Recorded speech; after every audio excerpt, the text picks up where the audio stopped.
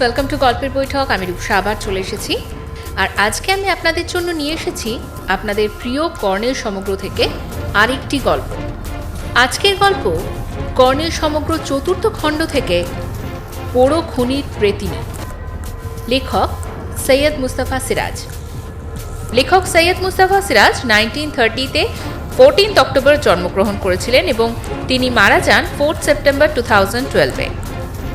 তিনি একজন বিখ্যাত ইন্ডিয়ান রাইটার ছিলেন এবং 1994-এ তিনি তার অলীক মানুষ উপন্যাসের জন্য সাহিত্য একাডেমি পুরস্কারও পান। তিনি তার জীবনকালে প্রায় 150টি উপন্যাস এবং প্রায় 300টি ছোট গল্প লিখেছেন। তিনি আমাদের প্রিয় গোয়েন্দা ক্যারেক্টার কলোনেল নীলাদ্রি সরকারের প্রতিষ্ঠাতা। তো চলুন আজকে গল্পটি শুরু করা যাক।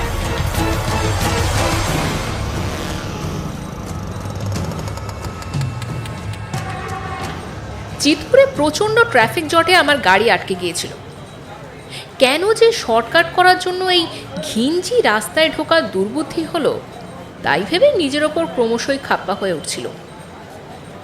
হঠাৎই চোখে পড়ল ডান দিকের একটা দোকান থেকে লম্বা চওড়া এক বৃদ্ধ ভদ্রলোক বেরিয়ে এলেন। তার মুখে আমার অতি পরিচিত ঋষিসুলভ সাদা দাড়ি। তিনি পা বাড়াতেই ফুটপাতের একটা ব্যস্ত বাগিস লোকের সঙ্গে ধাক্কা লেগে মাথার ছাইরঙা টুপিটা পড়ে গেল। টুপি কুড়োবার সময় তার সেই বিখ্যাত টাকটাও দেখতে পেলাম।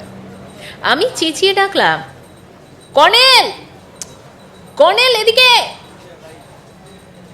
আমার বৃদ্ধ বন্ধু শুনতেই পেলেন না, ভিড়ের ভেতর মিশে গেলেন। এবার সেই দোকানের সাইনবোর্ডে চোখ পড়তেই চমক লাগলো, DN গুপ্ত অ্যান্ড কোম্পানি। সুলভে যাত্রা থিয়েটারের পোশাক ভাড়া পাওয়া যায়। পরীক্ষা প্রার্থনী। উত্তর কলকাতার এক প্রাচীন মন্দির থেকে কয়েক লক্ষ টাকার সোনাদানার চুরির খবর আনতে গিয়েছিলাম ওই দৈনিক সত্যসেবক পত্রিকার জন্য। বেলা পড়ে এসেছিল, তাই তাড়াও খুব ছিল। পত্রিকার অফিসে ফিরে খবরটা লেখার পর ফোন করলুম কর্নেলকে। ভেবেছিলাম এতক্ষণে নিশ্চয়ই বাড়ি ফিরেছেন। ওর ভৃত্য ষষ্ঠীচরণ ফোন ধরেছিল। বলল, বাবা মশাই সেই যে কখন বেরিয়েছেন, এখনো তো ফেরেননি দাদাবাবু। বলি গেল ওই ফিরতে অনেকটা রাত্রি হবে। মনে একটা চাপা উত্তেজনা রয়ে গেল। বাড়ি ফিরে রাত 10টা নাগাদ আবার ফোন করতেই যথারীতি ষষ্ঠীচরণের সাড়া পেলাম। সে খিকখিক করে হেসে বলল, কাগজে দাদাবাবু নাকি? এদিকে তো এক কাণ্ড হয়েছে গো। কি কাণ্ড ষষ্ঠী? কর্নেল ফেরেননি? আগে ফিরেছে, কিন্তু ওই বললুম না এদিকে এক কাণ্ড হয়েছে। আরে কি মুশকিল, কাণ্ডটা কি? আগে ওই কাটা মুন্ডু। হ্যাঁ, কাটা মুন্ডু?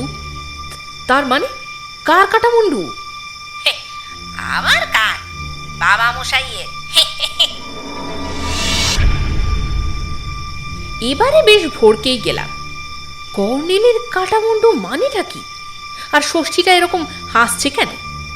বেশ শিউরে উঠলাম। কর্নেলের কাটা মুন্ডু, ষষ্ঠীর এমন পাগলাটে হাসি! সর্বনাশ! তাহলে কি কর্নেলকে কেউ খুন করে গেছে?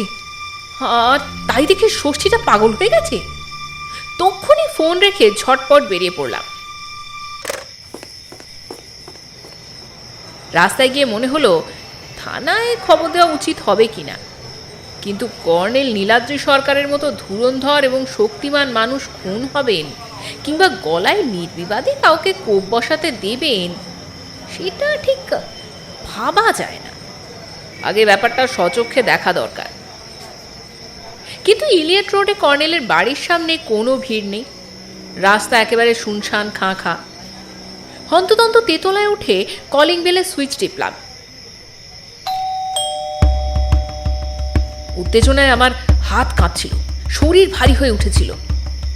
দরজা খুলে গেলে ষষ্ঠীচরণের মুখ দেখতে পেলাম। আমাকে দেখে আবার সে ওই খিকখিকে হাসি দিয়ে ফিসফিস করে বলল, ভারী মজার কাণ্ড গো দাদাবাবু, দেখুন না। তাকে ঠেলে হন্তদন্ত হয়ে ঢুকে পড়লাম। ড্রয়িং রুমের পর্দা তুলতেই আমাকে থমকে দাঁড়াতে হলো। টেবিলের ওপর সত্যি সত্যি একটা কাটা মুন্ডু রয়েছে বটে, এবং সেটা কর্নেলেরই বটে। টাক এবং সাদা দাড়ি সবই ঠিকঠাক আছে, কিন্তু সেই কাটা মুন্ডের সামনে যিনি ধ্যানস্থ হয়ে বসে আছেন তিনি তো সম্ভবত কর্নেলের ভূত নন, কারণ তিনি চোখ তুলে আমাকে দেখলেন এবং মৃদু হাস্যে যথারীতি সম্ভাষণও করলেন। Hello darling. সত্যি কর্নেল, আপনার এই ষষ্ঠীচরণটি না এক অপূর্ব জিনিস। বলে কি, ওই ওই বাবা মশাইয়ের কাটা মুন্ডু। কর্নেল কথা কেড়ে নিয়ে বললেন, ষষ্ঠী যে ভুল বলেনি তা তো দেখতেই পাচ্ছ জয়ন্ত।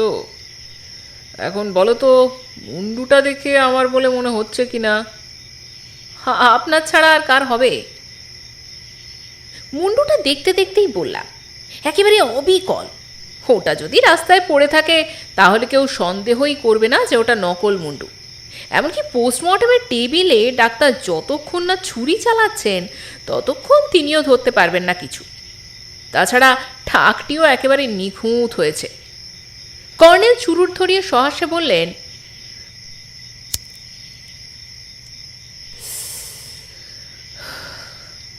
ঠিক এমনটাই চেয়েছিলাম, বুঝলে। তা এটা কি ওই চিতপুরের টি&গুপ্ত কোম্পানি থেকে অর্ডার দিয়ে তৈরি করিয়েছেন নাকি? কর্নেল একবার আমার দিকে তাকিয়ে মাথা দোলালেন।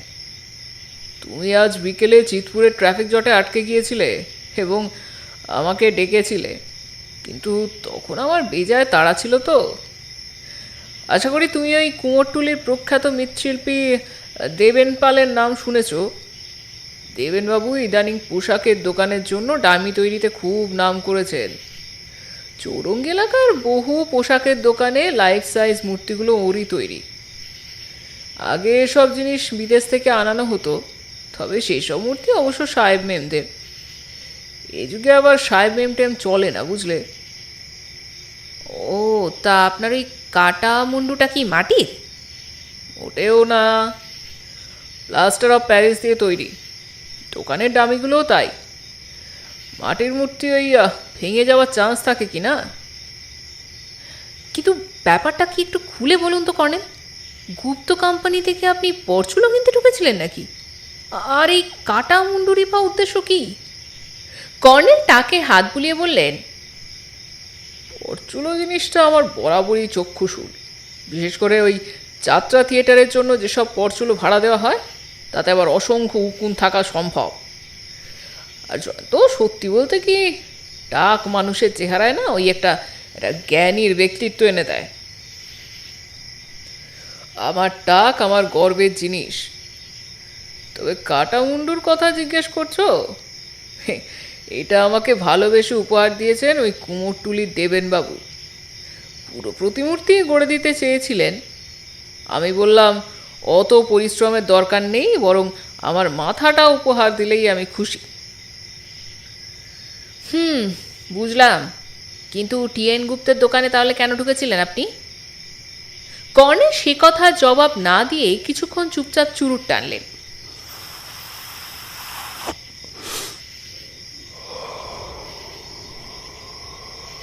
তারপর বললেন, কাল থেকে দিন চারেকের ছুটি নিতে পারবে জয়ন্ত? পারবো, তবে কেন বলুন তো? আমরা এক জায়গায় বেড়াতে যাব। কোথায়? ওই ধানবাদের ওদিকে ভৈরবগড় নামে একটা জায়গা আছে। দ্বিতীয় বিশ্বযুদ্ধের আগে ওই এলাকায় অনেক খনি ছিল। এখন সবই পোড় হয়ে গেছে। ওই যাকে বলে অ্যাবান্ডান্ট মাইন, অর্থাৎ ভূগর্ভ থেকে তোলার মতো কোনো জিনিস আর নেই। নিয়ম হলো যে পোড়ো খনির মুখ সিল করে দিতে হয়, কিন্তু কজনই বা নিয়ম মানে। অনেক খনির মুখই সিল করা হয়নি। কোনোটাতে জল জমে আছে, আবার কোনোটায় গভীর গর্ত, একেবারে ঝোপ জঙ্গল গুজিয়ে একসা। গত শীতে খোলা খনিমুখগুলো থেকে জন্তু জানোয়ার বেরোতেও দেখেছিল। তবে শেষ পর্যন্ত একটা দারুণ রোমাঞ্চকর অভিজ্ঞতা হয়েছিল জানো। ষষ্ঠীচরণ কফি ট্রে রেখে গেল এই সময়। পেয়ালায় কফি ঢালতে ঢালতে বললাম, বলুন।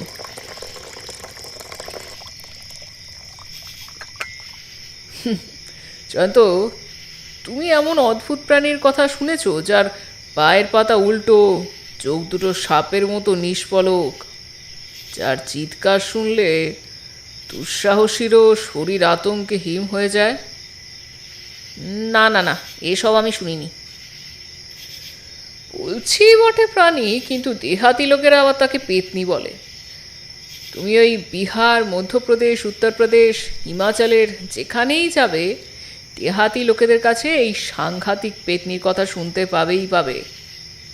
উল্টো দিকে পায়ের পাতা বলে এই পেতনিকে মনে হবে পিছু হেঁটে তোমার দিকে ক্রমাগত এগিয়ে আসছে। চোখের পলকও পড়ে না, ঠান্ডা হিম সেই চোখে তাকিয়ে তোমার দিকে আস্তে আস্তে হঠাৎ সে বিকট চেঁচিয়ে উঠবে। সেই রক্ত হিম করা চিৎকার শুনলে তুমি তো তখনই অজ্ঞান। তখন পেতনি তোমার ওই মুন্ডুটি মুচড়ে ছিঁড়ে নিয়ে রক্ত চুষে খাবে। রাত 10:30টার কলকাতায় এই বিবরণ শুনতে শুনতে হেসেই ফেলতাম, কিন্তু সঙ্গে সঙ্গে লোডশেডিং হয়ে গেল। অন্ধকারে মনে হলো যে আমার খুব কাছেই পেতনিটা দাঁড়িয়ে আছে। ঝটপট লাইটার জ্বালিয়ে সিগারেট ধরাতে ব্যস্ত হলো। একটু চুপ করে থাকার পর কর্নেল বললেন, কিন্তু তার চেয়েও অদ্ভুত ব্যাপার কি জানো? পোড়োখনি এলাকায় ওই জটা জুটোধারী এক সাধু বাবাও নাকি থাকেন। যাকে ভৈরবগড়ের পোড়োখনির ভেতর থেকে একটা পেতনি যদি আজ রাতে বেরিয়েও থাকে, তবে কলকাতা পৌঁছতে তার ভোর হয়ে যাবে। সুতরাং তুমি নিশ্চিন্তে থাকতে পারো ডার্লিং। কি যে যাতা বলেন না কর্নেল, আমি কি ভয় পেয়েছি নাকি? বিহার থেকে হিমাচল পর্যন্ত এই পেতনির খুব নাম ডাক। ওরা বলে চুড়েল, ওরা বলে চুড়াইল, কোথাও কোথাও আবার চুড়েলও বলে। বাংলার গ্রামে যাকে ওই শাঁকচুন্নি বলে, সে আসলে ওই চুড়াইলের বাঙালি রূপ। পেতনির হাতে থাকে শাঁখের চুড়ি, তাই ওই নাম। বাংলায় শাঁখের চুড়ি পরা পেতনি অপভ্রংশে শাঁকচুন্নি হয়ে গেছে। ভৈরবগড়ে আপনি কি তাহলে চুড়াইল দেখেছিলেন নাকি? হ্যাঁ, জ্যোৎস্না ছিল, স্পষ্ট দেখতে পাইনি যে তার চোখ দুটো নিষ্পলক ছিল কিনা, কিংবা তার পায়ের পাতা সত্যি উল্টো দিকে ফেরানো কিনা, তবে তার চিৎকারটা শুনেছিলুম। চেরা গলার সেই চিৎকার টেনে টেনে হাঁপিয়ে, কখনো কান্নার মতো, কখনো আবার তীব্র বিপদ জ্ঞাপক সাইরেনের মতো। আমি তো ভীষণই হকচকিয়ে গিয়েছিলাম। ব্যস্ততার মধ্যে টর্চটাও বিগড়ে গিয়েছিল। যখন আবার জ্বলল তখন সে অদৃশ্য।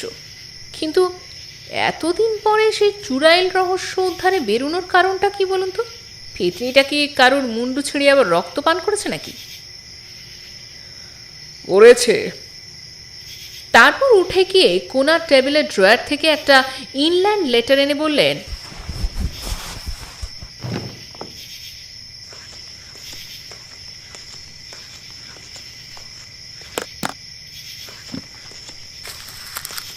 এটা পড়ে দেখো।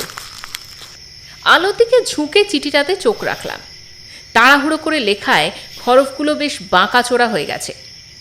চিঠিটা অনেকটা এইরকম: প্রিয় কর্নেল, ভৈরবগড়ে আবার চুড়াইলের আবির্ভাব ঘটেছে। আগে মাঝে মাঝে যেমনটি দেখা গেছে, এবারও তেমনটি।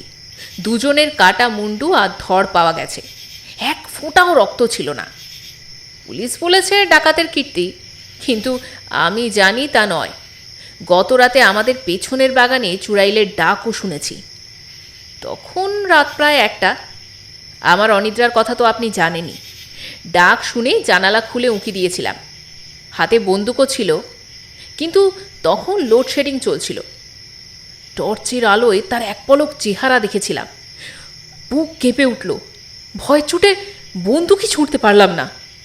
জানালা বন্ধ করে দিলাম। আমার খুব ভয় হচ্ছে কর্নেল। ওই দুজনের বাড়ির পেছনেও এমনি করেই সে এসেছিল। আপনি দয়া করে একবার শিগগির আসুন। ইতি যদুনারায়ণ দেব। কর্নেলের কাছ থেকে যখন বেরোলাম তখন প্রায় রাত 11টা বেজেছে। তখনও ওই এলাকা জুড়ে লোডশেডিং। গাড়ির হেডলাইটের ছটায় অসংখ্য চুড়াইল ভেসে উঠছিল যেন। আলোকিত এলাকায় পৌঁছে দেখি ঘন কুয়াশা জমেছে। মার্চেও এবারে শীত আবার পিছু ফিরে দাঁড়িয়েছে, সঙ্গে প্রচুর কুয়াশা। কুয়াশার ভেতরে পেতনিটা যেন আমাকে অনুসরণ করছিল। নিষ্পলক চোখে পিছু হেঁটে সে এগোচ্ছিল। গাড়ির গতি বাড়িয়েও তাকে যেন ফেলে যেতে পারছিলাম না। বাড়ি পৌঁছে গিয়ে গাড়ি গ্যারাজে ঢুকিয়ে যখন বেরুচ্ছি তখনও মনে হলো সে গেটের বাইরে নিষ্পলক ঠান্ডা চোখে তাকিয়ে দাঁড়িয়ে আছে।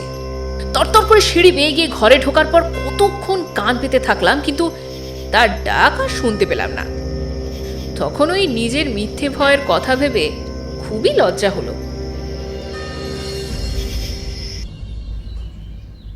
খনি এলাকা যতটা রুক্ষ দেখায়, ভৈরবগড় ঠিক ততটা রুক্ষ নয়। শহর আর গ্রামে মেশানো একটা জনপদ। খনিগুলো অ্যাবান্ডান্ট হয়ে ভৈরবগড়ে জৌলস পড়ে গেছে কবেই। রেল স্টেশন আছে বটে, তবে তার চেহারাও খাঁ খাঁ। ঢেউ খেলানো মাটি, ছোট বড় পাহাড়, বন জঙ্গল নিয়ে কেমন একটা আদিম পরিবেশ। যদুনারায়ণ দেবের বাড়িটাও বেশ পুরনো। 3 পুরুষ আগে ওরা বাংলা থেকে এই মুল্লুকে এসেছিলেন খনি ব্যবসা করতে। এখন অবশ্য অবস্থার আগের মতো জমকালো নেই। বাড়িতে আছেন যদুনারায়ণ, তার ছোট ভাই রুদ্রনারায়ণ, যদুবাবুর 7-8 বছর বয়সী মেয়ে পিঙ্কি, আর যদুবাবুর মা করুণাময়ী। যদুবাবুর স্ত্রী বেঁচে নেই, আর রুদ্রবাবু এখনও বিয়ে করেননি। ধানবাদে একটা কোম্পানিতে চাকরি করেন, রোজ ট্রেনে যাতায়াত করেন। পেছনে বাগানের দিকের একটা ঘরে আমরা উঠেছি। অবশ্য সেটা নামেই বাগান। 3 একর জায়গা জুড়ে গাছপালা ঝোপঝাড় গজিয়ে আছে। একটা প্রকাণ্ড আর চ্যাপ্টা টিলার মাথায় বাড়িটা। বাগানের শেষ প্রান্তে দাঁড়ালে অনেক দূর দেখা যায়। ওই দিকটাতেই সেই সব পোড়ো খনি আছে। কর্নেল যদুবাবুকে নিয়ে বেরিয়েছেন কোথায়। রাত জেগে ট্রেনে এসেছি, খুবই ক্লান্ত। তাই ক্লান্তির চোটে চোখ দুটো ভীষণ জ্বালা করছে। তাই আমি আর ওদের সঙ্গে যাইনি। বাগানের ভেতর ঘুরতে ঘুরতে বেড়া ডিঙিয়ে ফাঁকা জায়গায় গিয়ে একটা পাথরে বসেছিলাম। 3 দুপুরে তো আর পেতনির ভয় থাকার কথা নয়, কিন্তু পোড়ো খনি এলাকার দিকে তাকিয়ে বেশ অস্বস্তি হচ্ছিল। সেই সময় কোত্থেকে সাদা রঙের একটা ছোট্ট কুকুর দৌড়ে এসে আমার পা শুঁকে জল জল চোখে আমাকে দেখতে থাকলো। অবাক হয়ে ভাবছি যে কুকুরটা কার। এমন সময় ওপাশের ঝোপ থেকে যদুবাবুর মেয়ে পিঙ্কি ডাক দিল, কুকি, এই কুকি। কুকুরটা সারা গায়ে লোম, গা ঝাড়া দিয়ে সে মুখ ঘোরালো।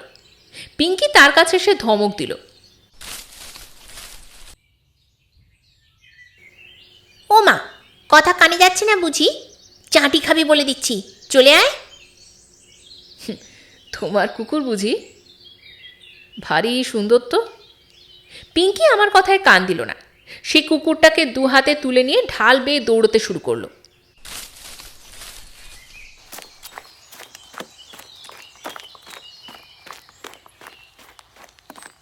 তারপর নিচের সমতলে গিয়ে কুকুরটাকে নামিয়ে দিল। দেখলাম কুকুরটা অর্থাৎ ওই কুকি তার পেছন পেছন হাঁটছে। একটু পরেই পিঙ্কি ঝোপের আড়ালে অদৃশ্য হয়ে গেল। মেয়েটা তো বেশ সাহসী দেখছি। এসেই শুনেছি যে চুরাইলের আতঙ্কে লোকে নাকি সন্ধ্যার আগেই বাড়ি ঢুকে পড়ে। বাজার এলাকা তো শিগগিরই নিশুতি শুনশান হয়ে যায়। এমনকি দিনের বেলাতেও কেউ একাদোকা মাঠে ঘাটে পা বাড়ায় না। আর অতটুকু মেয়ে কিনা দিব্যি একা একা ঘুরে বেড়াচ্ছে ওই এলাকায়। কিছুক্ষণ পরেই উঁচু একটা জায়গায় ফ্রক পরা পিঙ্কির মূর্তি ভেসে উঠল। তার পায়ের কাছে কুকি। দুজনে খুব মন দিয়ে কি যেন দেখছে। তারপর কুকিকে লাফাতে লাফাতে ওপাশে চলে যেতে দেখলাম। পিঙ্কিও তার পেছনে ছুটল। সিগারেট ধরিয়ে ওদের গতিবিধি লক্ষ্য করতে থাকলাম।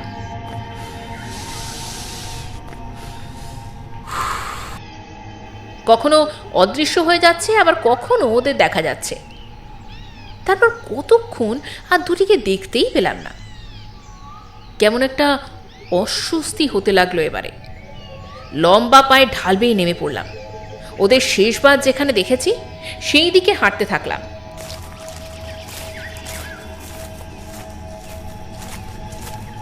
জায়গাটা বেশ উঁচু নিচু, এবড়ো খেবড়ো, অজস্র খানাখন্দ, কোথাও গভীর গর্ত, আবার নানা গড়নের পাথরও রয়েছে। মাঝে মধ্যে ঝোপঝাড় বা কিছু গাছ, এপাশে ওপাশে টিলা। একটা পাথরে উঠে ওদের খুঁজলাম। তারপর দেখলাম একখানে দাঁড়িয়ে পিঙ্কি একটু ঝুঁকে কি যেন করছে, আর কুকিকে দেখতেই পেলাম না। চেঁচিয়ে ডাকলাম, পিঙ্কি, পিঙ্কি। পিঙ্কি আমার দিকে ঘুরে হাত নেড়ে কি যেন বলতে থাকলো। তখনই দৌড়ে ওর কাছে চলে গেলাম। গিয়ে দেখি পিঙ্কির সামনে একটা স্তূপের কিনারায় গুহার দরজার মতো প্রকাণ্ড একটা খোদল। সেই দিকে হাত বাড়িয়ে পিঙ্কি কাঁদো কাঁদো মুখে বলল, কুকি ওর ভেতরে ঢুকে গেল, আর বেরোচ্ছে না, দেখো এত ডাকছি। খোদলের কাছে গিয়ে ভেতরটা দেখার চেষ্টা করলাম। ফুটচারে গভীর একটা গর্ত, তারপর সুড়ঙ্গের মতো ভেতরে চলে গেছে খোদলটা। গর্তে ঘাস আর সামান্য ঝোপঝাড়ও গজিয়ে আছে। পিঙ্কি ব্যাপকভাবে ডাকছিল, কুকি, এই কুকি। আমিও কুকি বলে বেশ কিছুক্ষণ ডাকাডাকি করলাম, কিন্তু কুকুরটার কোনো পাত্তাই নেই। এইসব গর্তের ভেতরে আবার নেকড়ে, চিতাভাগ, হায়না থাকাও সম্ভব। দাদির পাল্লায় আবার পড়লো না তো বোকা কুকুরটা। বললাম, দেখো তো কি বিপদ হলো, ওকে নিয়ে এখানে এসেছিলে কেন তুমি? রোজই তো আসি, কুকির সঙ্গে আমি লুকোচুরি খেলি। তা কুকি হঠাৎ ওখানে ঢুকতে গেল কেন? জানি না, হঠাৎই ঢুকে গেল। খোদলটাতে মানুষের পক্ষেও ঢোকা সম্ভব। নিশ্চয়ই একটা বড় খনির মুখ এটা। ভেতরে ঘন অন্ধকার থমথম করছে। টর্চ থাকলে ঢুকতে পারতাম। তাই বললাম, তুমি এক কাজ করো তো পিঙ্কি, দৌড়ে গিয়ে বাড়ি থেকে একটা টর্চ নিয়ে এসো, কেমন? তোমার কুকিকে উদ্ধার করা যাবে। পিঙ্কি তখনই দৌড়লো। আমি পাশের একটা ঝোপ থেকে লাঠির মতো একটা ডাল ভেঙে নিলাম। সঙ্গে রিভলভারটা নেই, থাকলে ভালোই হতো। অগত্যা লাঠি ভরসা। লাঠি হাতে নিয়ে এদিক ওদিক তাকিয়ে লোক খুঁজছিলাম যে যদি দৈবাত কোনো দেহাতি লোক পেয়ে যায় সেও মন্দ হবে না। পয়সার লোভে তাকে ওই খোদলে ঢুকিয়ে কুকিকে উদ্ধার করার চেষ্টা করা যাবে, আর না হলে অগত্যা নিজেকেই ঢুকতে হবে। হঠাৎই একটু দূরে উঁচু পাথরের আড়াল থেকে কাউকে একটা বেরোতে দেখলাম। সে ফাঁকায় পৌঁছলে অবাক হয়ে দেখি লাল কাপড় পরা এক সন্ন্যাসী। চেঁচিয়ে ডাকলাম, সাধু বাবা, ও সাধু বাবা। সাধু বাবা ঘুরে দাঁড়ালো, তারপর আমাকে দেখেই সাত করে আবার উঁচু পাথরের আড়ালে গা ঢাকা দিল। তারপর তাকে আর দেখতে পেলাম না। ব্যাপারটা ভারী অদ্ভুত তো। কর্নেল এই সাধু বাবার কথা বলছিলেন না? একটু পরে হাঁপাতে হাঁপাতে পিঙ্কি টর্চ নিয়ে ফিরে এলো। ওর সঙ্গে ওদের চাকর দশরথ এসেছে।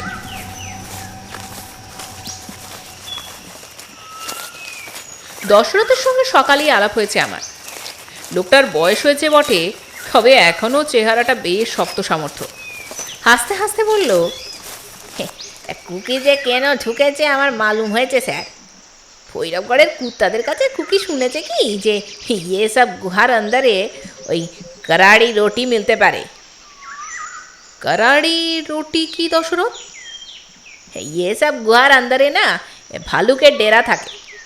भालुक ওই মৌচাক ভেঙে মধু খায় তো, और জঙ্গলের ফল भी খায়। খেয়ে সেই সব চিজ উগরে দেয়। যখন सूखा হয় তখন তা रोटी হয়ে যায়। आदमी लोग भी वही रोटी पसंद करे। हमें भी एक दफ़ा खाया है सर, बहुत मीठा। তা না হয় বোঝা গেল, কিন্তু ভেতরে ভালুক থাকলে যে বিপদ। ভালুক अंदरे আছে কিনা কুত্তার মালুম আছে স্যার। ভালুক থাকলে না কুত্তা अंदरे ঘুষবে না।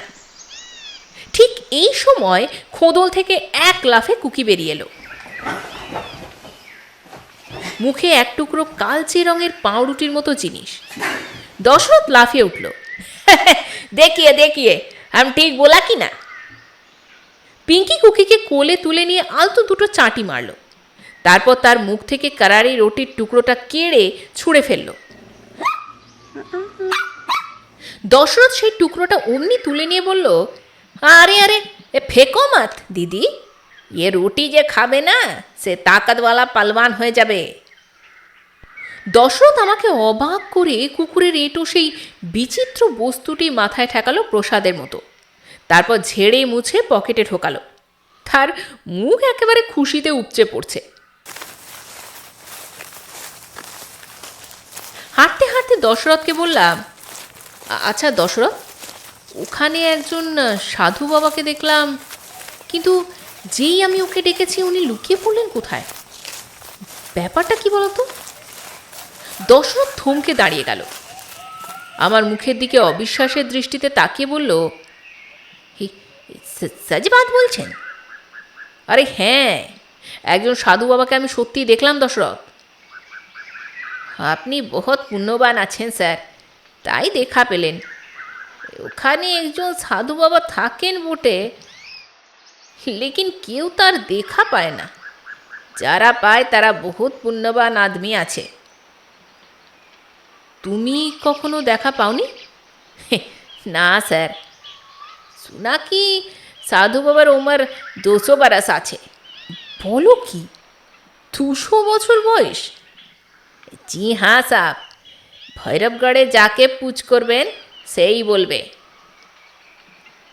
তাহলে সেই চুড়াইলটা কি সাধু বাবার পোষ্য পেতনি নাকি?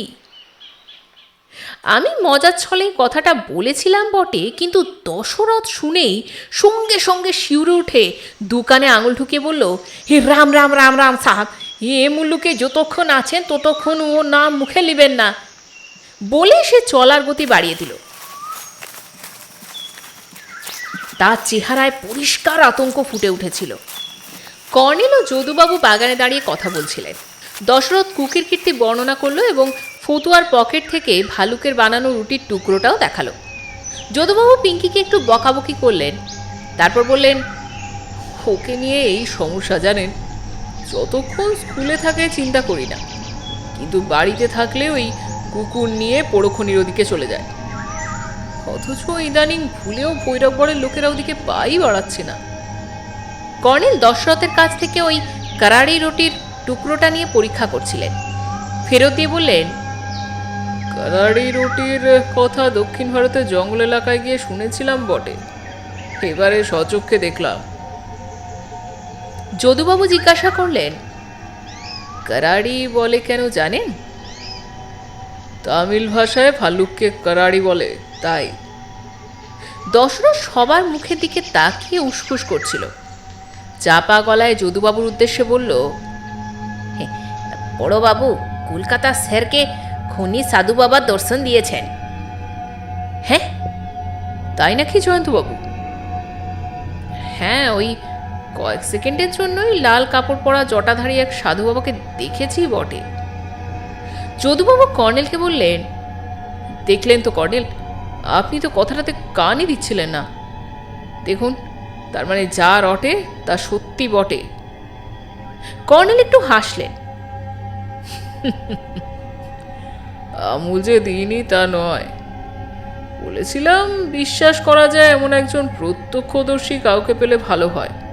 যাকে জয়ন্ত যখন দেখেছে তখন গুজবটা সত্য প্রমাণিত হলো।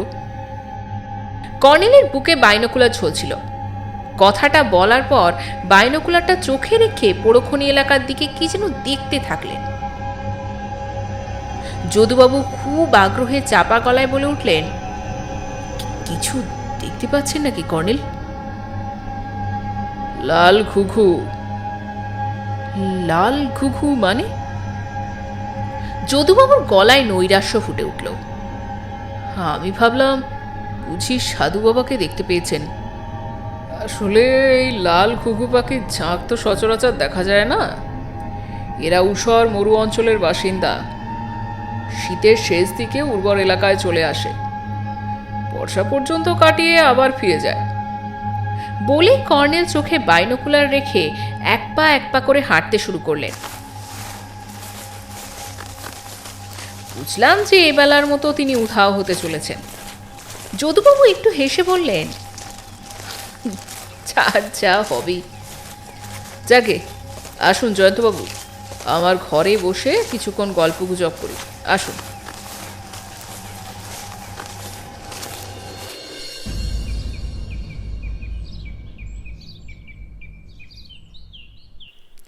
যে ঘরে উঠেছি সেই ঘরে গিয়েই আমরা দুজনে বসলাম।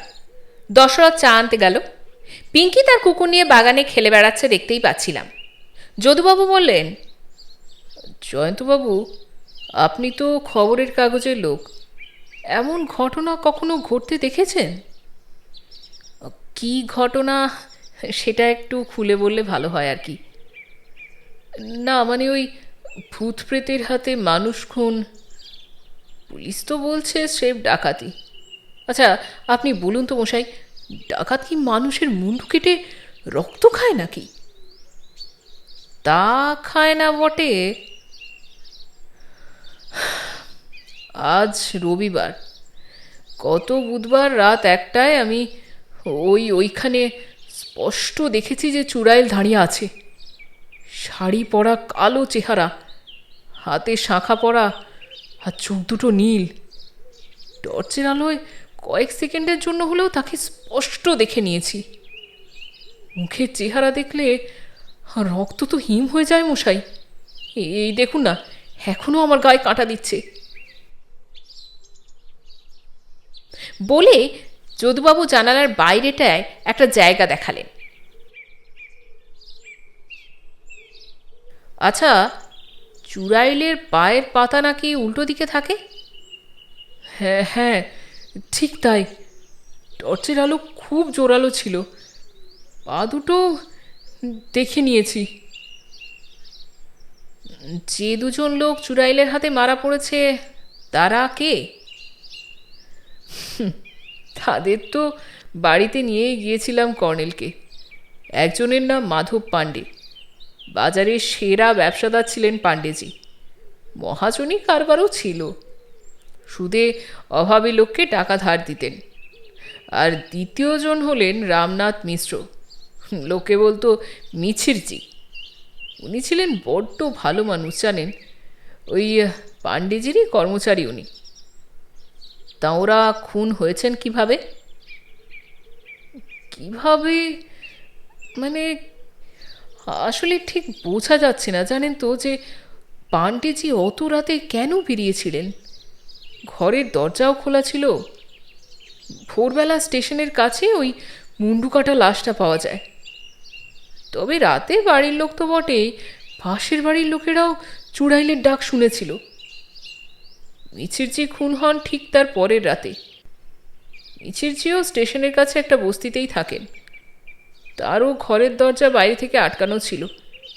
পেছনের জঙ্গলে তার মুন্ডু কাটা লাশ পাওয়া গেছে। তাছাড়া সেই রাতেও ওই বস্তির লোকেরা চুড়াইলের ডাক শুনেছিল। তা কর্নেল কি বলছেন এসব ব্যাপারে? এখনো কিছুই বলেননি। ঘটনা সম্পর্কে খোঁজখবর নিয়েছেন, লাশ পড়ে থাকা জায়গাটাও দেখলেন। তারপর তো ফিরেই এলাম আমরা। বুঝলাম যে যদুবাবু খুবই হতাশ হয়ে গেছেন কর্নেলের হাবভাব থেকে। লাল ঘুঘুর পেছনে সারা দুপুর ঘোরাঘুরি করে কর্নেল ফিরে এলেন বেলা গড়িয়ে। আমার খাওয়া দাওয়া সারা। অবেলায় কর্নেল খেতে বসলেন। বললাম, এরকম নিয়ম করলে বেঘরে মারা পড়বেন কিন্তু। আপনি কি ভাবছেন বলুন তো, এখনো বুড়ো হননি? বৎস, সাদা দাড়ি মোটেও বার্ধক্যের লক্ষণ নয়, বুঝলে। তোমার মতো অনেক যুবকেরও চুল দাড়ি সাদা হয়ে যেতে দেখেছি। ভেবো না জীবনে 2-1 দিন দেরি করে খেলে স্বাস্থ্যমশাই তত বেশি চটেন। যাগে, তুমি একটু তৈরি হয়ে নাও তো, একটু বেরোবো। যদুবাবুর আবার অনিদ্রার রোগ আছে। রাতে ঘুম হয় না বলে তিনি দিনেই ঘুমোবার চেষ্টা করেন। দশরথ খাবার এনেছিল। যদুবাবুর মা করুণাময়ী দরজার কাছে দাঁড়িয়ে একবার তদারক করে চলে গেছেন। খাওয়ার পর কর্নেল চুরুট ধরিয়ে বললেন,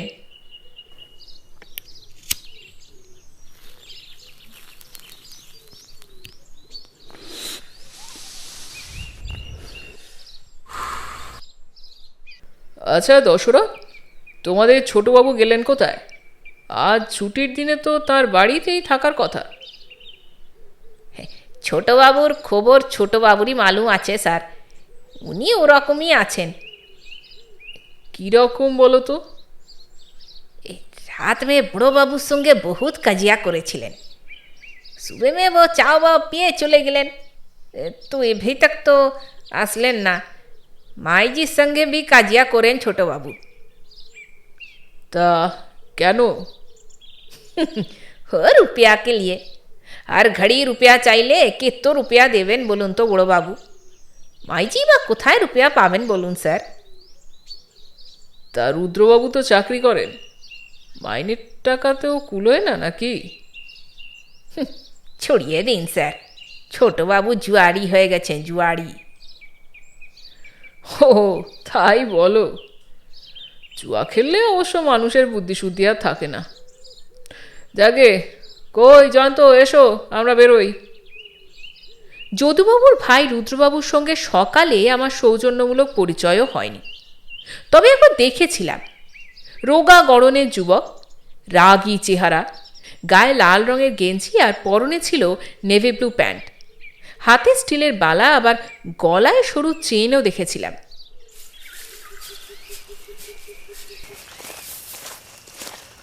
পোড়োখনি এলাকার দিকে পা বাড়িয়ে কর্নেল বললেন, যদি রাত্রি পর্যন্ত এদিকে কাটাই, আমার বিশ্বাসে চুড়াইলের দর্শন ঠিক পাবো। কিন্তু তুমি আবার ভয় টয় পাবে না তো? আপনি কি চুড়াইল দেখতে বেরোলেন নাকি? বলা যায় না, যদি চৈবাত তার দেখা পেয়ে যাই গতবারের মতো। মার্চ মাসের এমন সুন্দর বিকেলে চুড়াইলের ব্যাপারটা বেশ অবিশ্বাস্যই মনে হচ্ছিল। সত্যি বলতে কি, ভূত প্রেতে আমার কোশমিনকালেও বিশ্বাস নেই, যদিও ভূতের ভয় আমার আছে। কিন্তু কর্নেল গত বছর স্বচক্ষে পোড়োখনির পেতনিটাকে দেখেছেন বলেছেন। ব্যাপারটা ঠিক বোঝা যাচ্ছে না। কর্নেল মাঝে মধ্যে বাইনোকুলার তুলে এদিক ওদিকে দেখছেন। এখনও দিনের বেলা আছে, কাজেই নিশ্চয়ই ওই লাল কুকুর ঝাঁক দেখছেন। একখানি হঠাৎ থেমে বললেন, জয়ন্ত, কারাড়ি রুটি কোন গুহায় ছিল চিনতে পারবে? মনে হচ্ছে ওই বাঁ দিকটায় যেতে হবে। ওই যে ঝোপগুলো দেখতে পাচ্ছেন, সম্ভবত তার কাছাকাছি ছিল। কয়েক পা এগিয়ে যেতেই দেখলাম পিঙ্কি হাতে একটা প্রকাণ্ড রঙিন বল নিয়ে একটা ঢিবির ওপর উঠে দাঁড়ালো, তারপর বলটা ছুঁড়ে দিল। তখন ওর কুকুরটাকেও দেখতে পেলাম। অবাক হয়ে গেলাম ওর সাহস দেখে। কুকি বলটাকে কামড়ে ধরে ওর কাছে বয়ে আনার চেষ্টা করছে। বলটা বারবার মুখ থেকে পড়ে যাচ্ছে। কর্নেল হাসতে হাসতে বললেন, মেয়েটা সত্যিই খুব সাহসী, বুঝলে? পিঙ্কি, পিঙ্কি! ডাকবার পর পিঙ্কি একবার ঘুরে দেখল, তারপর এক হাতে বল আর অন্য হাতে কুকুরটাকে তুলে নিয়ে দৌড়তে শুরু করলো। একটু পরেই দুজনে কোথায় উধাও হয়ে গেল। বললাম, মেয়েটার জন্য আমার কিন্তু বেশ ভাবনাই হচ্ছে কর্নেল, কখন আবার কোন বিপদে পড়ে। কারারি রুটির গুহাটা খুঁজে বের করো তো জয়ন্ত। খুঁজে পেতে অবশ্য দেরি হলো না। কর্নেল পকেট থেকে টর্চ বের করে বললেন, তুমি এখানে বসে একটু অপেক্ষা করো, আমি একবার ভেতরটা দেখে আসি। সে কি, আপনি ওর ভেতরে ঢুকবেন নাকি? কারারি রুটি খেলে না মানুষের পালবান হয়ে যায়, বুঝলে ডার্লিং? কিন্তু ভেতরে যদি ওই ভালুকটা থাকে? তার সঙ্গে ভাব জমাবার মন্ত্র আমার জানা আছে। এই বলেই কর্নেল কুয়োর মতো গর্তটাতে নেমে গেলেন। তারপর টর্চ বাগিয়ে সুড়ঙ্গের ভেতর হামাগুড়ি দিয়ে চুকলেন।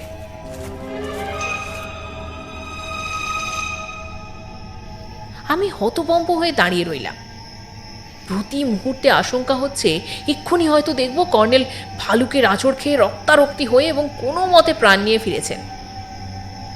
না, ভালুকের হাতে ওর মারা পড়ার কথা অবশ্য ভাবছি না, কারণ ওর কাছে রিভলভার আছে। কিন্তু ভালুক মশাইটি রুটি চোরকে কি একটু শিক্ষা না দিয়ে ছাড়বে? তারপর ওর কর্নেলের ফেরারই নাম নেই। বেলা পড়ে এলো, টিলাগুলোর ওধারে সূর্য অস্ত গেল। কুয়াশা ঘনিয়ে এলো চারিদিকে, ক্রমে আঁধার জমল। কর্নেল ফিরছে না দেখে অস্বস্তিতে বুক কাঁপতে থাকলো। এদিক ওদিক তাকিয়ে পিঙ্কিকেও খুঁজলাম, তবে কোথাও দেখতে পেলাম না। নিশ্চয়ই মেয়েটা এতক্ষণ তার কুকুরটাকে নিয়ে বাড়ি ফিরে গেছে। দুরু দুরু বুকে ভাবছি কি করব। আমার সঙ্গেও টর্চ, রিভলভারও আছে, কিন্তু ভেতরে কি ঢুকবো? কিন্তু ঠিক তখনই বাঁদিকে খুব কাছেই একটা বিকট চিৎকার শুনতে পেলাম।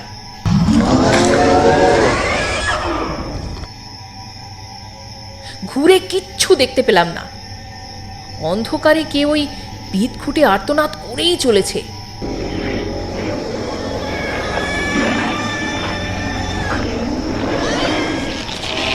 কাঁপা কাঁপা একটানা চিরা গলা চিৎকার, অনেকটা ওই বিপদ জ্ঞাপক সাইরেনের মতো। অমনি শরীর হিম হয়ে গেল। এ তো সে জুড়াইলে চিৎকার। কর্নেল তো ঠিক এমনই একটা বর্ণনা দিয়েছিলেন। আড়ষ্ট হাতে টর্চের বোতামটা টিপলাম, এক ঝলক আলো ছড়িয়ে পড়ল। তারপর দেখতে পেলাম সেই পুরো খনির পেতনিকে।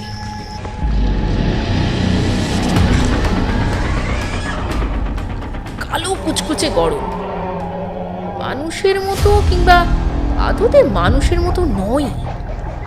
আমার চোখের ভুলও হতে পারে। কি হিংস্র তার মুখ, আর নিষ্পলক নীলচে দুটো চোখ। তার পায়ের পাতা সত্যি উল্টো ঘোরানো কিনা দেখার চেষ্টা করতেই সে আবার চেঁচিয়ে উঠল। এমন অমানুষিক চিৎকার কোনো প্রাণীর যে নয় তা আমি হলফ করে বলতে পারি। টর্চের আলোয় তাকে এগিয়ে আসতে দেখার সঙ্গে সঙ্গে পকেট থেকে রিভলভার বের করলাম, তার দিকে তাক করে ট্রিগারে চাপও দিলাম, কিন্তু আশ্চর্য গুলি বেরোলো না। ঘাবড়ে গিয়ে আবার ট্রিগারে চাপ দিলাম, এবারও গুলি বেরোলো না। অমনি মনে পড়লো যে অটোমেটিক বলে রিভলভারে গুলি ভরে রাখিনি, কারণ দৈবাত গুলি ছুটে যাবার ভয় থাকে। ততক্ষণে চুড়াইলটা কাছাকাছি এসেই পড়েছে। পকেট থেকে গুলি বের করতে গিয়ে তাড়াতাড়িতে টর্চটা হাত থেকে পড়ে গেল এবং নিভেও গেল। এবার মনে হলো যে অন্ধকারে ডুবে গেছে। কয়েকবার পিছিয়ে গিয়ে গুলিগুলো ভরে ট্রিগারে চাপ দিলাম। এবার রিভলভারটা গর্জে উঠল। পরপর দুটো গুলি ছোড়ার পর চুড়াইলের চিৎকার গেল থেমে। মারা পড়েছে ভেবে সাহসী হয়ে পা বাড়াচ্ছি, কিন্তু কেউ শীষ দিল কোথা। সেই সময় আবার আমার পিছনে কর্নেলের ডাক শুনতে পেলাম, জয়ন্ত, জয়ন্ত, আপনি টর্চ চালুন কর্নেল, শিগগির। পেতনিটাকে আমি গুলি করে মেরেছি।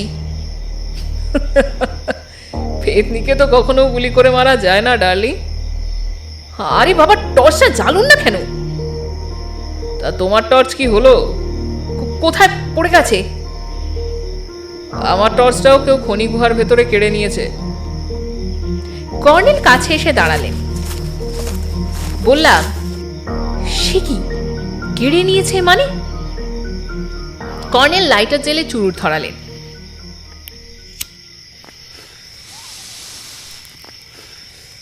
তারপর বললেন, খনিটা ডলোমাইটের ছিল, ভেতরটা বেশ চওড়া, এপাশ ওপাশেও অনেক খোঁদল আছে। তা আমি ওই কারাড়ি রুটি খুঁজছি, হঠাৎই কে পেছন থেকে ধাক্কা মেরে আমাকে ফেলে দিল। টর্চটাও ছিটকে পড়ে নিভে গেল। উঠে আর কোনো রকমভাবে খুঁজেই পেলাম না। লাইটারের আলোয় কোনো রকমে বেরিয়ে এলাম। এসে দেখি তোমার সঙ্গে ওই চুড়াইলের যুদ্ধ চলছে। আমিও সিগারেট ধরালাম।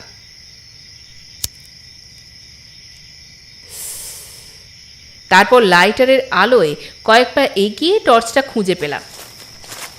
টর্চের আলোয় নিরাশ হয়ে দেখলাম কোথাও গুলিবিদ্ধ চুড়াইল পড়ে নেই, এমনকি এক ফোঁটা রক্তও নেই।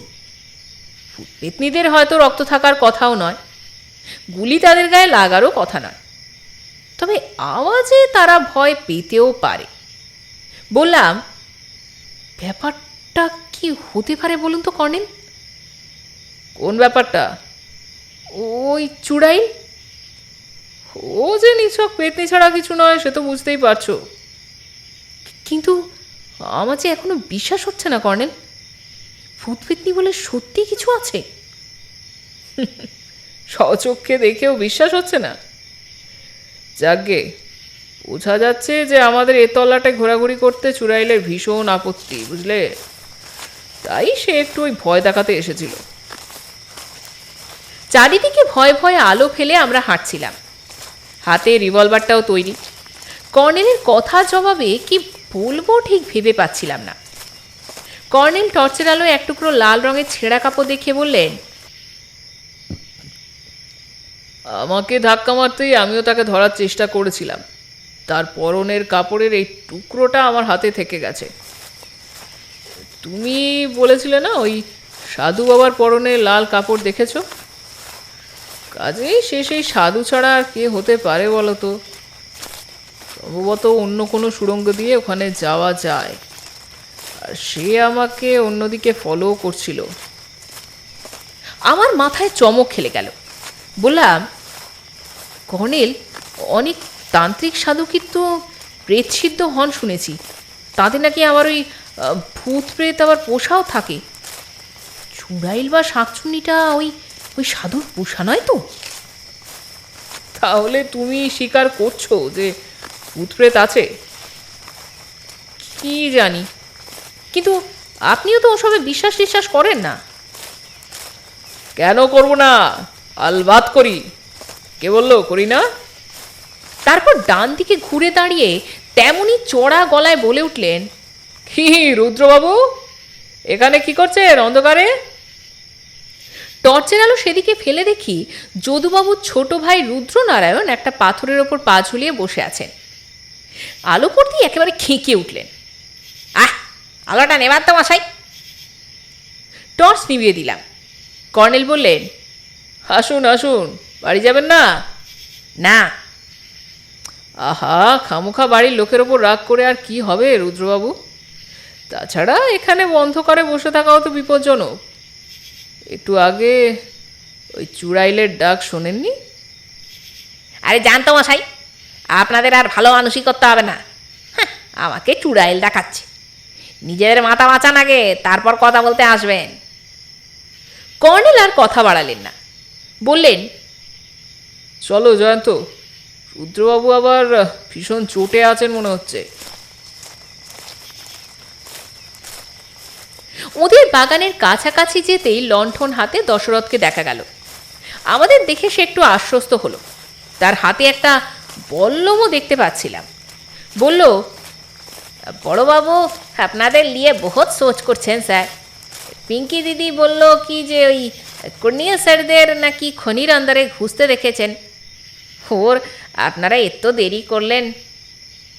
বুঝলাম যে দশরথের একেবারেই ইচ্ছে ছিল না আমাদের খুঁজতে যাওয়ার। কর্তাবাবু চাপে পড়ে তাকে বেরুতে হয়েছে। সে যে বেশ ভীতু মানুষ তাতে সন্দেহ নেই। যদুবাবু অপেক্ষা করছিলেন ব্যস্তভাবে। বললেন, আমি তো খুবই ভাবনায় পড়ে গেছিলাম কর্নেল। এদিকে এদিকে আবার আরেক কাণ্ড হয়েছে। মায়ের আলমারি থেকে একটা পুরনো দলিল চুরি গেছে জানেন। আপনি তো আমার বাবার খনির দলিল দেখতে চেয়েছিলেন, ওই দলিলটাও তার মধ্যেই ছিল। মা বলছেন যে নিশ্চয়ই রুদ্রের কাজ। রুদ্রের সঙ্গে এ নিয়ে আমার একচোট হয়েও গেল। তা বাবু তো রাগ করে বেরিয়েই গেলেন। ও, সেই জন্যেই রুদ্রবাবুকে মাঠে বসে থাকতে দেখলাম। চুড়াইলের পাল্লায় পড়লেই ওই বাছাধন টের পাবে। তারপর দশরথকে চায়ের হুকুম দিয়ে কর্নেলের মুখোমুখি বসলেন। ওই দলিলটা রুদ্রবাবু কি করবেন? আপনাকে তো বলেইছিলাম যে ওই দলিলটা আনরেজিস্টার্ড। নন্দলাল ওঝা নামে এক ভদ্রলোক ছিলেন বাবার খনি ব্যবসার পার্টনার। নন্দবাবু নিজের একার নামে একটা পোড়ো খনি কিনেছিলেন আরেকজনের কাছে। কেন কিনেছিলেন তা অবশ্য জানি না। পরে যখন সব খনি অ্যাবান্ডান্ট হয়ে গেল, বাবার মাথায় কেন জানি না ঝোঁক চাপলো যে নন্দবাবুর কেনা সেই প্রাচীন অ্যাবান্ডান্ট খনিটা আবার তিনি কিনতে চাইলেন। নন্দবাবু তো কিছুতেই বেচবেন না, আর বাবাও ছাড়বেন না। অবশেষে 50,000 টাকা দাম হাঁকলেন নন্দবাবু। বাবা সেটা দিলেনও। ব্যাপারটা আমার কাছে আজও রহস্য, জানেন কর্নেল। যাকে পরদিন তো রেজিস্ট্রি হওয়ার কথা। রাতে হঠাৎই নন্দবাবু ভেদবমি হয়ে মারা গেলেন। দলিল আর রেজিস্ট্রি করা হলো না, কিন্তু এই দলিল যে রুদ্রই চুরি করেছে তাতে বিন্দুমাত্রও ভুল নেই। সে বরাবরই মায়ের ওই দলিলটা চাইতো, বলতো যে তার নাকি দরকার আছে। কি যে দরকার সেই জানে, আমার সঙ্গে তো আবার ভালো করে কথাবার্তাই বলে না। নন্দবাবুর কোনো ছেলেপুলে আছে? নন্দবাবু ভীষণ উড়নচণ্ডী স্বভাবের লোক। বেশি বয়সে বিয়ে করেছিলেন। ওর মৃত্যুর পর সেই ভদ্রমহিলা কলকাতায় দাদার কাছে চলে যান। যতদূর জানি তার কোনো ছেলেপুলে নেই। নন্দবাবুর আর কোনো আত্মীয় স্বজন ছিল না ভৈরবগড়ে? এক পিস্তুত না মাস্তুতো কি যেন একটা দাদা ছিলেন, তিনি তো বছর 8 আগে নিরুদ্দেশ। তাই নাকি? তা কি নাম ছিল ভদ্রলোকের? নাম, ও হ্যাঁ, পান্নাবাবু। আর সেই পোড়ো খনিটা কোথায় আপনি জানেন? না, বাবার এই উদ্ভট খেয়াল ছাড়া আর কি বলবো বলুন তো। আবার একটা অ্যাবান্ডান্ট খনি কিনে বসলেন 50,000 টাকায়। কি অদ্ভুত ব্যাপার বলুন তো। খনিটা কোথায় একবার দলিলটা দেখতে পেলে জানা যেত। তবে সমস্যা হলো যে দলিলটা আনরেজিস্টার্ড, কাজেই রেজিস্ট্রি অফিসে তো তার কপি মিলবে না। আচ্ছা, পোড়ো খনির ভেতরে কোনো দামি জিনিস, মানে কোনো গুপ্তধন টন লুকানো ছিল না তো? কি আশ্চর্য, এই কথাটা তো আমার মাথায় আসেনি। আপনি হয়তো ঠিকই বলছেন জয়ন্তবাবু। ইস, কেন যে দলি থেকে ওই পোড়ো খনির সীমানা চৌহদ্দি টুকে রাখিনি। এই সময় দশরথ চা এনে দিল। তারপর গাল চুলকে কর্নেলের দিকে তাকিয়ে বলল, कराड़ी रोटी मिला है सर? কর্নেল প্যান্টের পকেট থেকে সত্যি সত্যি এক টুকরো ওই কারাড়ি রুটি বের করে ওকে দিলেন। দশরথ সেটা ভক্তি ভরে 2 হাতে নিয়ে মাথায় ঠেকালো, তারপর খুশি হয়ে বেরিয়ে গেল। যদুবাবু বললেন, এখানকার লোকের এটা একটা অদ্ভুত বিশ্বাস বলতে পারেন। ওই কুৎসিত পদার্থটা খেলে নাকি বুড়োরাও যুবকের শক্তি ফিরে পায়। তবে দশরথ আর কারারি রুটি খেলে কী বা হবে বলুন? গাঁজা খায় যে, গাঁজাই ওটার সমস্ত গুণ নষ্ট করে দেবে। দশরথ বাইরে থেকে প্রবল আপত্তি জানিয়ে বলল, राम राम राम, राम जी किड़िया बड़ बाबू, हमी कभी भी गांजा पी ना। আহা, খাস না? তাই তো রাতে ডাকলে তোরা সারা শব্দ পাওয়া যায় না। একটু পরে চা খেতে খেতে বললাম, আচ্ছা কর্নেল, নন্দবাবু সেই পোড়ো খনিটাতে গুপ্তধন থাকার ব্যাপারে আপনার কি মতামত কিন্তু এখনো বলেননি। কর্নেল কিছু বলতে ঠোঁট ফাঁক করছিলেন, এমন সময় বাইরে পায়ের ধূপধাপ শব্দ শোনা গেল। তারপর কেউ দৌড়ে বারান্দায় উঠল। যদুবাবু বললেন, কে কে ওখানে?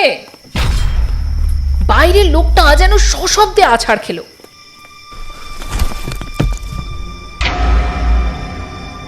কর্নেল উঠে দাঁড়ালেন। এই সময় দশরথে চাপা আর্তনাদ শোনা গেল।